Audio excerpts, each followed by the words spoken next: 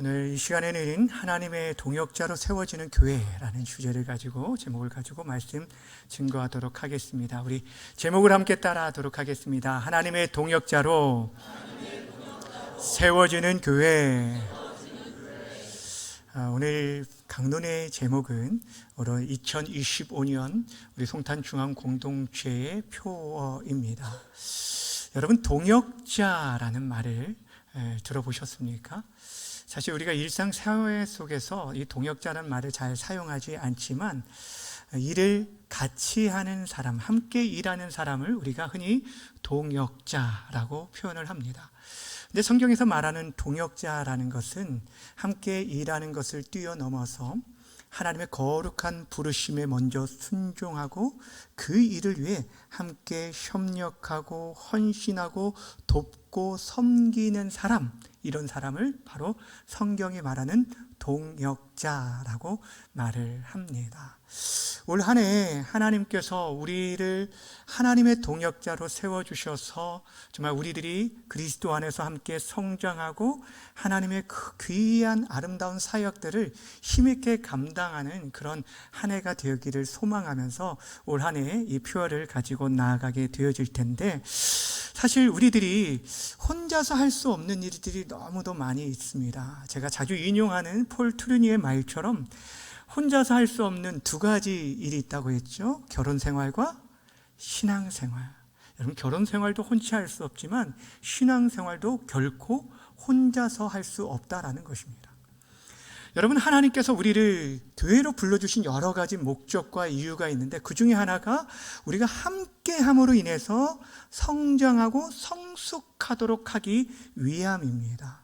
여러분, 우리가 혼자서는 성장할 수 없는데 교회 공동체 안에 들어와서 때로는 구역과 기관과 여러 모임을 통하여서 우리들이 다듬어지는 거예요. 빚어지고 세워짐을 통해서 우리가 영적으로 성장할 수 있게 되어진다라는 것입니다. 하나님께서 우리를 그리스도의 몸이라고 말하고 우리 모든 성도 한 사람 한 사람은 그 몸에 붙어있는 지체라고 얘기하는데, 여러분, 우리 몸의 지체들이 얼마나 서로 유기적으로 깊이 연결되어져 있는지, 그래서 서로 상호 책임도 지고 상호 의존하는 관계를 통해서 함께 세워지는 것처럼 우리 공동체도 마찬가지라는 거예요. 여러분이 지금 잘 모르지만 옆에 있는 한 사람 한 사람 동역자들이 실질적으로 여러분을 성장시켜주는 귀한 믿음의 동역자라는 사실입니다. 아멘이십니까? 네. 여러분, 예전에 제가 한번 소개해드린 때가 있었는데, 미국의 샌프란시스코에 가면은 레드우드 국립공원이 있는데, 이곳에는 세계에서 가장 높은 나무인 레드우드라는 나무로 숲을 이루고 있습니다. 이 나무의 평균 수령이 100년이 넘고 그 높이가 100m가 높게 자랍니다. 여러분, 별로 놀라지도 않죠? 100m 얼마나 높은지. 근데 이 나무의 특징이 하나가 있어요. 이게 100m 이상의 거목으로 자라는데 비해 그 뿌리가 3에서 5m밖에 되지 않는다는 것입니다. 그런데도 그 미국의 엄청난 허리케인 같은 그 태풍들을 견뎌낸다는 것이 어떻게 가능할까? 이거에 대해서 학자들이 처음에 많이 의아했는데, 그 비밀이 어디에 있었냐면 그 나무의 뿌리를 밑으로 뻗지 않고 옆으로 뻗어서 그 주변의 나무 뿌리끼리 서로 엉켜서 서로를 지탱해 준다는 거예요. 그래서 그 못에 있는 모든 숲에 있는 나무들이 다 뿌리들이 서로 연결되어져 있기 때문에 오랜 세월 그 모진 태풍을 이겨냈다라는 거예요. 혼자서는 할 수 없지만 서로 연결되어질 때 그들이 큰 숲을 이루게 되었다는 거예요. 사랑하는 여러분, 믿음 생활이 마찬가지입니다. 우리들이 마찬가지라는 거예요. 신앙생활 하는 데 있어서 동역자들이 서로 긴밀하게 연결되어져 있을 때 함께 성장할 수 있는 것입니다. 전도서 4장 12절에 보면 이렇게 말씀하고 있습니다. 한 사람이면 패하거니와 두 사람이면 맞설 수 있나니 세 겹줄은 뭐 한다고요? 쉽게 끊어지지 않는다라는 것입니다. 여러분, 한 사람이 아니라 두 사람, 세 사람, 우리가 여러 사람이 함께하며 이 일들을 감당할 때 공동체가 든든하게 세워질 수 있다라는 것입니다. 다시 말하면 우리가 함께 신앙생활하고 있는 옆에 있는 동역자들이 얼마나 소중하고 귀한 지체들인지 말씀해 주고 있습니다. 바라고 원하기는 새해 우리에게 허락하신 이 한 해를 출발하면서 다시금 우리 옆에 있는 동역자들이 귀한 존재인 줄 알고 함께 협력하면서 올 한 해 승리하는 우리 공동체가 되어지기를 주님의 이름으로 축원합니다. 그런데 여러분, 이렇게 교회 안에서 한 동역자로 세워진 것만으로도 귀하고 복된 일인데, 오늘 성경은 우리가 어떠한 누구의 동역자라고 말하냐면 하나님의 동역자다라고 말해주고 있습니다. 본문 9절 말씀 함께 읽습니다. 시작.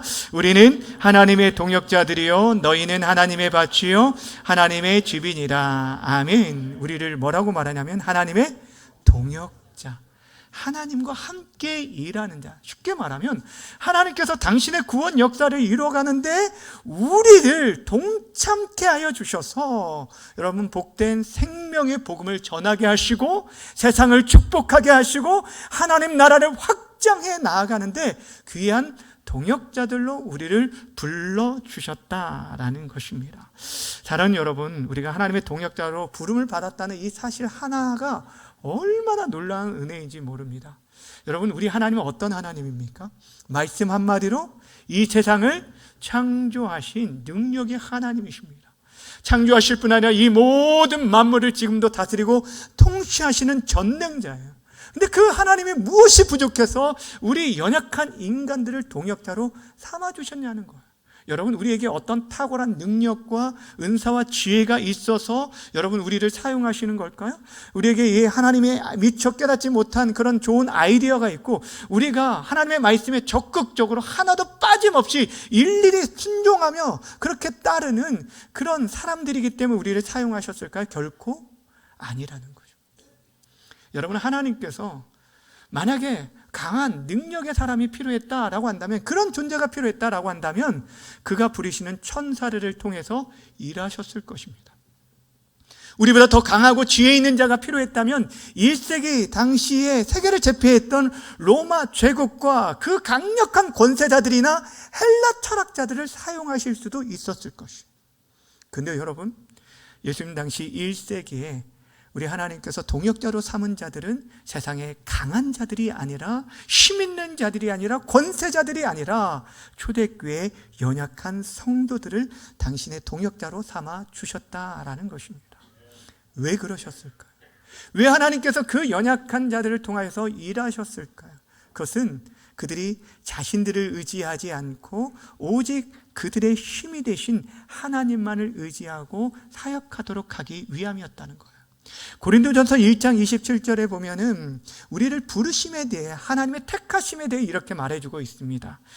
하나님께서 세상에 미련한 것들을 택하사 지혜 있는 자들 부끄럽게 하려 하시고 세상에 약한 것들을 택하사 강한 것들을 부끄럽게 하려 하시며 라고 말하고 있어요. 여러분, 그 이유가 있다라는 거예요. 그렇게 하나님께서 약하고 미련한 우리들을 택하신 이유가 있다라는 것입니다. 29절 함께 읽겠습니다. 시작.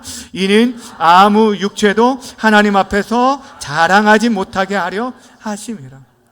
내 힘으로 내가 했다라고 자랑하지 못하게 하기 위해서 그 모든 일들이 하나님의 뜻 안에서 하나님의 능력으로 감당한다는 것을 가르쳐 주시기 위해서 우리의 연약한 우리를 사용하셨다라는 사실입니다. 또한 그 일을 통해서 우리에게 귀한 은혜를 주시기 위해 그 하나님의 영광에 동참하시게 하기 위함이에요. 다시 말하면 여러분, 하나님의 부르심은 엄청난 특권이며 우리에게 영광이 되어진다는 사실입니다. 여러분, 회사에서 대형 프로젝트를 맡기만 해도 그 일에 참여하는 것 자체만으로 큰 영광으로 생각하고 자부심을 가지고 함께 일하게 되어집니다. 1000만 이상의 그런 흥행 영화들을 보면요, 그 영화의 주인공들뿐 아니라 조연과 엑스트라 모든 스텝에 이르기까지 그 일을 크게 자부심으로 여기게 됩니다. 내가 그 영화에 함께 있어 라는 그런 자부심이 있고, 또한 그 흥행작을 만든 감독과 또 다른 작품을 하게 된다면 이것은 더할 것 없는 그런 영광이라고 말하는 것을 보았습니다. 근데 하물며 살아계신 하나님, 전능하신 하나님께서 바로 저와 여러분을 뭐로 삼으셨다고요? 동역자로 삼아주셨다라는 것입니다. 그 강한 손에 우리를 붙들고 사용하시는 것, 이것은 다른 어떤 것과 비교할 수 없는 우리에게는 큰 특권이며 영광이 되어진다라는 사실입니다. 근데 우리들이 이런 생각을 하게 돼요.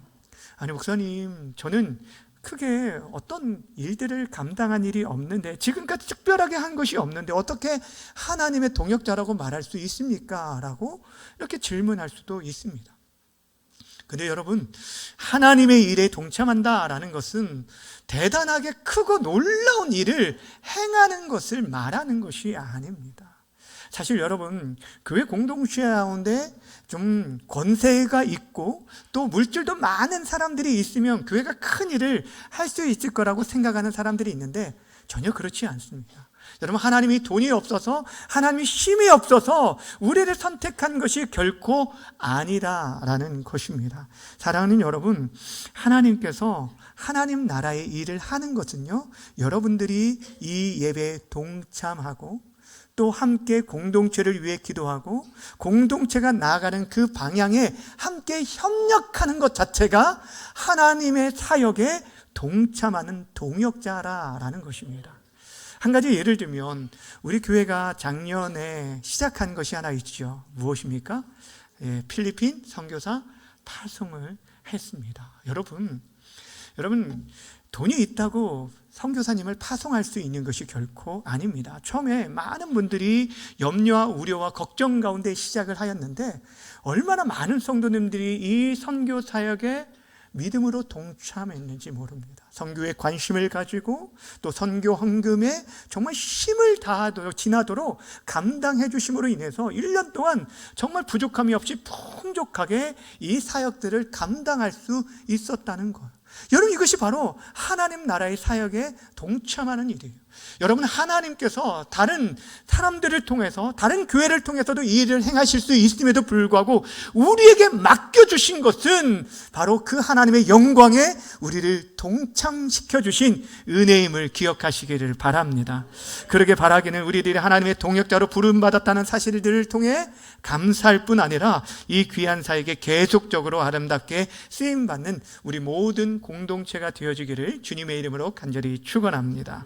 자, 그렇다면 여러분, 우리들이 올 한 해 주의 일들을 감당하는 데 있어서 하나님의 동역자로서 필요한 자세가 어떤 자세가 필요할까? 간단하게 3가지를 살펴볼 텐데, 첫 번째는 다른 옆에 있는 지체들을 바라볼 때 서로 다른 역할들을 인정해주고 서로 협력하라라는 것입니다. 이것이 하나님의 동역자로서 필요한 중요한 자세입니다. 여러분, 하나님께서 우리들에게 한 사람에게 모든 은사와 능력들을 다 부어주신 게 아닙니다. 우리가 100사람이면 100사람 모두 한 사람에게 여러 가지 각자 필요한 은사와 능력을 주셨어요. 로마서 12장 16절에 이렇게 말씀합니다. 우리에게 주신 은혜대로 받은 은사가 각각 뭐하니? 다르니. 여러분, 서로가 너무 다른 은사들을 가지고 있다라는 거예요. 근데 이 은사가 높고 낮음이 있을까요? 어떤 은사가 높다고 생각합니까? 여러분, 은사는 높고 낮음이 있는 것이 아니라 교회 공동체를 세워가기 위해 주신 하나의 직분과 선물이라고 할 수 있는 것입니다. 여러분, 그러기에 우리가 서로를 비교하면서 경쟁할 것이 아니라 우리에게 필요한 의식이 뭐냐면 동역자 의식이 필요해요. 무슨 의식이 필요하다고요? 동역자 의식. 우리들이 서로가 경쟁자가 아니에요. 여러분, 구역과 교구가 경쟁자가 아니라 우리는 하나의 동역자이고 동역자 의식을 가져야 하는 것입니다. 오늘 사도 바울이 오늘 본문을 쓴 배경을 잠깐 설명해 드리면, 고린도전서는 사도 바울이 고린도 교회에 보낸 편지이죠. 고린도 교회는요, 사도 바울이 2차 전도 여행 때 바울이 개척한 교회입니다. 그런데 그 교회를 이제 이미 떠난 지 오래되어졌고 에베소에서 사역하는 중에 고린도 교회가 여러 가지 어려움이 있다는 소식을 듣고 사도 바울이 직접 가지는 못해서 편지를 통해서 그들에게 가르치고 권면한 것이 바로 고린도 전서와 후서의 말씀입니다. 그런데 이들에게 편지를 쓰면서 야, 너희들을 대하는 데 있어서 내가 정말 성숙하지 못한, 그래서 어린아이와 같이 너희를 대할 수밖에 없다라고 하면서 영적으로 성숙하지 못한 저들을 책망한 일이 있습니다. 왜냐하면 그들 안에, 공동체 안에 시기와 분쟁이 있었기 때문이었어요. 3절과 4절 말씀 함께 읽겠습니다. 시작. 너희는 아직도 육신에 속한 자로다. 너희 가운데 시기와 분쟁이 있으니 어찌 육신에 속하여 사람을 따라 행함이 아니리요. 어떤 이는 말하되 나는 바울에게라 하고 다른 이는 나는 아볼로에게라 하니 너희가 육의 사람이 아니니요. 아멘. 지금 서로가 뭐라고 얘기하냐면 나는 바울에게 속했다, 나는 아볼로에게 속했다, 심지어는 게바에게 속했다라고 하면서 그의 공동체가 나눠지게 되었다는 거예요. 여러분, 왜 이런 일이 일어나게 됐냐면 실제로 고린도 교회를 세운 사람이 누구라고 했죠? 바울입니다. 근데 바울은 곧바로 그곳을 떠날 수밖에 없었고, 그리고 나서 어디로 이제 그곳에서도 이제 사역을 했지만 그 다음에 아볼로가 와서 성도들이 양육하고 세우는 그런 지도자로 제2대 목사님처럼 그렇게 사역을 했습니다. 그런데 어떤 사람들은, 처음부터 있었던 사람들은 바울에게 내가 속했다, 또 어떤 사람은 나는 아볼로에게 세례를 받았기 때문에 아볼로에게 속했다라고 하면서 그들 안에 파당을 짓고 갈등과 분열을 일으키게 되었다는 거예요. 근데 그 소식을 듣고 바울이 뭐라고 얘기하냐면 자신과 아볼로를 비교하면서 누가 더 위대하고 큰 사역자냐라는 것을 말해준 것이 아니라 우리 모두가 하나님의 동역자다라는 것을 말해주었어요. 서로의 역할과 그 일들이 다를 뿐이고 누가 높고 누가 더 위대한 거가 아니라 우리 모두가 하나님의 나라를 세워가는 귀한 동역자이다라는 것을 오늘 본문을 통해서 말해주고 있는 것이에요. 사랑하는 여러분, 기억하시길 바랍니다. 교회도 그렇죠. 교회도 목사가 있고 우리 장로님들이 계시고 권사님들, 우리 집사님들, 성도님들이 계십니다. 그리고 오랫동안, 아니 이 교회가 세워질 때부터 이 교회, 이 자리를 지켜오신 분들도 계시고 또 새롭게 들어오셔서 이곳에 뿌리를 내리신 분들도 계십니다. 제가 질문을 하나 하겠습니다. 여러분, 개청 멤버가 귀합니까? 새로운 신자들이 귀합니까? 질문 자체가 잘못되었어요. 그렇죠. 모두가 귀한 것이에요. 여러분, 우리 직분도 마찬가지예요. 다시 질문할까요? 목사가 귀합니까? 장로가 귀합니까? 네, 다 귀하다는 거예요. 여러분, 우리에게 주신 직분은 여러분 섬김을 구분하기 위한 직분이지 이것이 하나의 계급이나 어떤 서열을 뜻하는 것이 결코 아니라는 거예요. 오히려 이것을 통해서 서로를 섬기라는 거예요. 그렇다고 질서를 무시하라는 것은 결코 아닙니다. 하나님이 세우신 그 질서를 인정하되 우리 모두가 하나님 나라를 세워가는 동역자이고 하나님의 동역자라는 것을 잃어버리면 안 되는 것이에요. 그런데 이 동역자 의식을 잃어버린 순간 잘못된 경쟁의식에 사로잡히게 되어지고 내 기준에서 다른 사람을 평가하고 판단하게 됩니다. 나는 이렇게 봉사하는데 저 사람 저렇게 하지 않네 하면서 저 사람 믿음 없어 라고 내 기준에서만 판단하고 정죄하고 하면 그곳에 여러분 분열과 다툼이 일어날 수밖에 없는 것입니다. 그런데 사랑하는 여러분, 동역자 의식을 가질 때 서로가 각기 다른 역할을 감당하고 귀한 믿음의 동역자임을 알고 서로의 부족함을 채워주고 돌아보는 것, 이것이 바로 교회가 우리가 해야 할 일들이라는 것입니다. 여러분, 교회를 섬기는 일들에 있어서도 어떻습니까? 한번 보시면 교회 공동체 안에도 몸으로 실제적으로 봉사하는 분들이 계십니다. 그리고 어떤 분들은 몸으로 봉사할 수는 없지만 물질 생활을 통해서, 헌금 생활을 통해서 돌아보고 섬기는 분들이 있어요. 또 어떤 분들은 몸도 약하고 물질도 없지만 정말 교회를 너무너무 사랑하는 마음으로 기도로 섬기는 분들이 정말 많이 있습니다. 그런데 사랑하는 여러분, 모두가 다 중요하고 귀한 하나님의 동역자라는 사실입니다. 여러분, 이 사실을 기억하시면서 서로 다른 역할들을 존중해주고 서로 협력하는 하나님의 동역자들이 되어주시기를 바랍니다. 두 번째는 여러분, 우리가 각자의 역할을 인정해 줄 뿐 아니라 우리 한 사람 한 사람에게 주어진 일에 충성을 다해야 한다라는 거예요. 이것이 하나님의 동역자로서 필요한 자세입니다. 사람들은 주목하는 것이 그 사람이 얼마나 높은 위치에 큰 역할들을 감당하고 얼마나 많이 가졌는가, 이거에 주목을 하지만 하나님의 관심은 거기에 있지 않습니다. 그에게 맡겨진 일 얼마나 충성스럽게 감당했는가를 보게 된다는 거예요. 사이사이 우리의 위치와 높이, 이것을 중요하게 여기지 않는다는 것입니다. 제가 서울에 사역하는 동안 한번 그 서울의 그 큰 대형 교회 세미나에 참석한 적이 있었는데, 그 교회에서 장로 그 임직 선거를 앞두고 후보자들을 이 로비에 쭉 붙여놨는데, 제가 이제 좀 그거를 자세히 보면서 좀 마음이 씁쓸한 게 있었습니다. 수십 명을 쭉 붙여놨었는데 얼굴을 크게 하고, 저는 처음에 이제 국회의원 뭐 선거인 줄 알았어요. 근데 쭉 붙여놨는데 그 밑에 신앙 이력보다 사회 이력을 아주 너무 막 길게 막 몇십 개를 적어 놓은 것을 보면서 좀 마음이 그랬어요. 그러니까 거기에 보니까 뭐 회사의 어떤 중직 임원이고, 어디 회사 대표이고, 뭐 어디 대학교, 뭐 고려대학교 나오고, 또 어떤 대학원을 나오고, 어떤 일들을 그동안 사역들을 했는지 하고, 신앙 이력은 몇 줄 되어지지 않았어요. 그래서 누구를 뽑으려고 이 일을 하는가 하면서 제 마음에 좀 불편함이 있었습니다. 사랑하는 여러분, 하나님께서 우리에게 주목하시는 것은요, 그런 것이 아닙니다. 우리가 하나님 앞에서 맡겨진 일이 적든 크든 그 일이 얼마나 충성스럽게 감당하는가, 이것을 하나님이 주목하신다는 거예요. 마태복음 25장에 보면 여러분이 잘 알고 있는 달란트 비유가 나오죠. 그것이 바로 여기 이것을 말해주고 있습니다.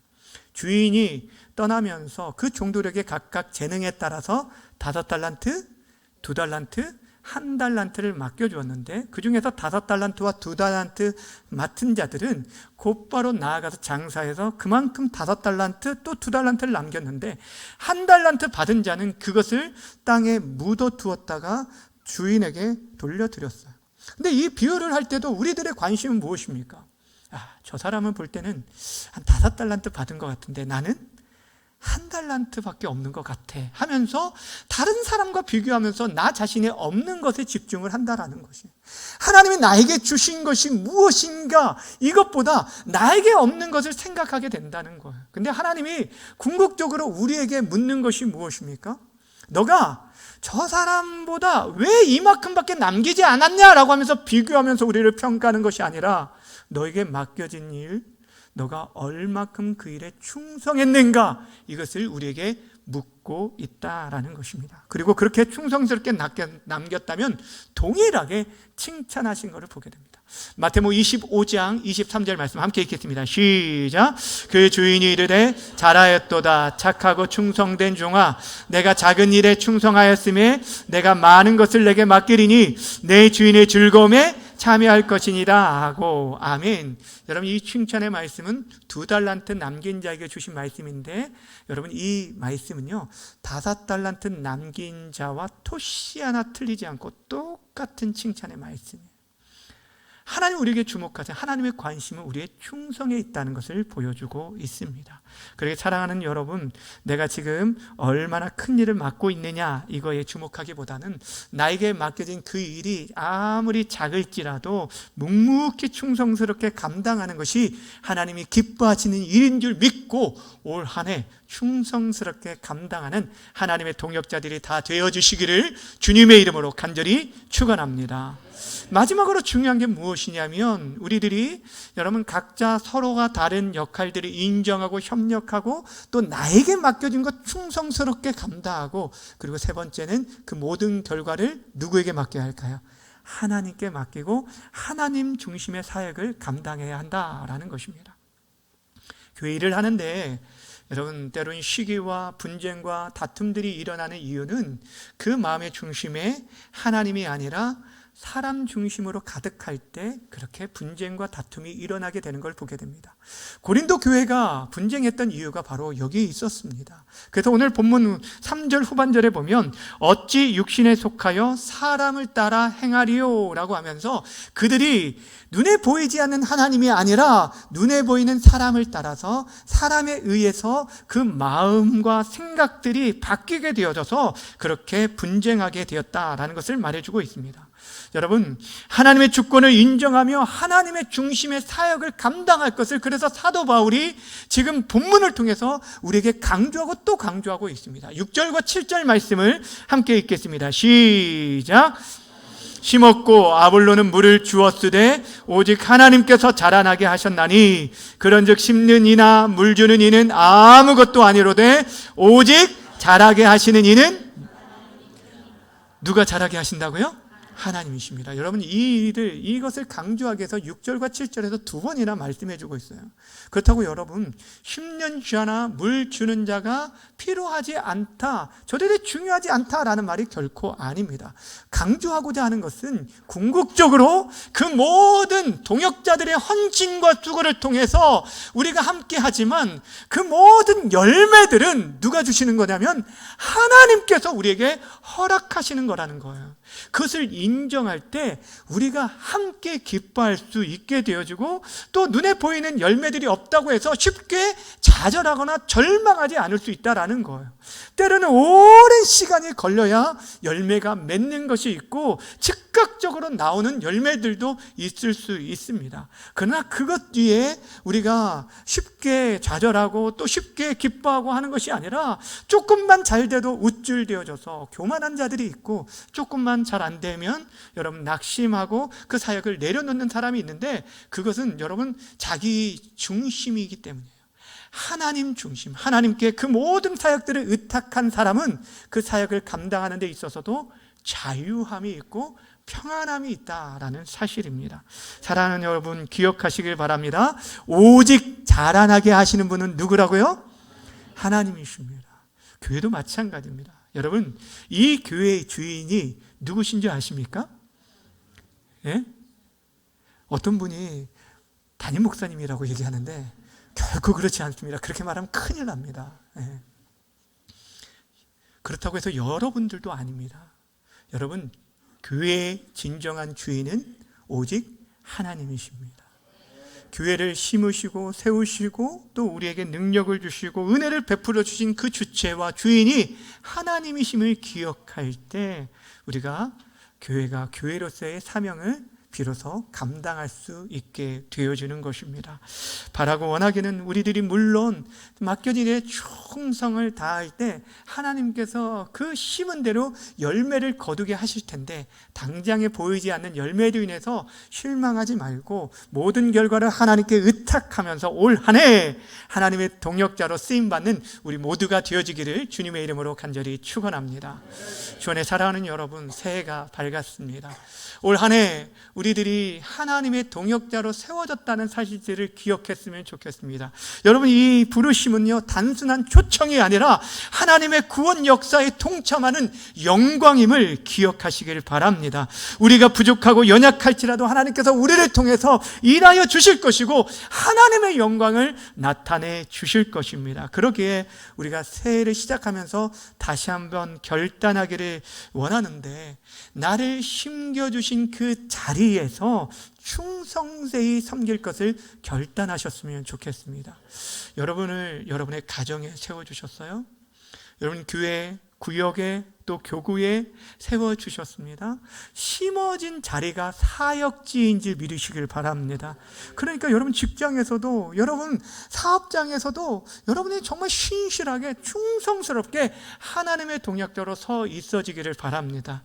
그리고 그 일이 작을지라도 감당할 때 하나님께서 큰 일을 맡겨주실 것이고 또한 서로를 믿음으로 격려하면서 동역할 수 있기를 바랍니다. 서로를 돌아볼 때요, 여러분 부족함이 반드시 보일 수밖에 없습니다.